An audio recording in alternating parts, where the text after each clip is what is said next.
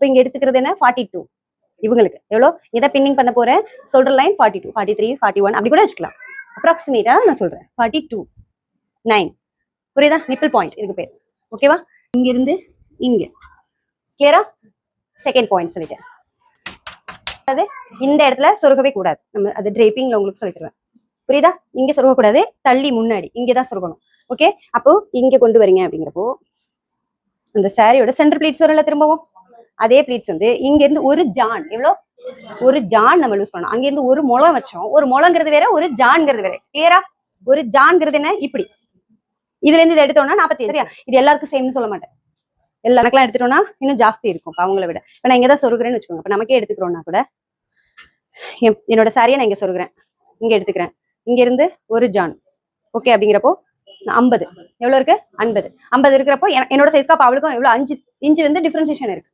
புரியுதா ஒருத்தவங்களுக்கு ஒரு டிஃபரன்சியேஷன் அப்படி இருக்கும்போது நம்ம உட்காந்து எழுந்திருக்கும் போது பின்னாடி புடவை தூக்காது இந்த சைஸ் இருக்கும்போது புரியுதா அதோட முடிச்சிருவோம் ஓகேவா நம்ம இது எல்லாத்தையுமே மெஷர்மெண்ட் எடுத்துட்டு கஸ்டமர் கிட்ட டெலிவர் பண்ணலாம் இல்ல மேம் கஸ்டமரே வரல என்ன பண்ணுவீங்க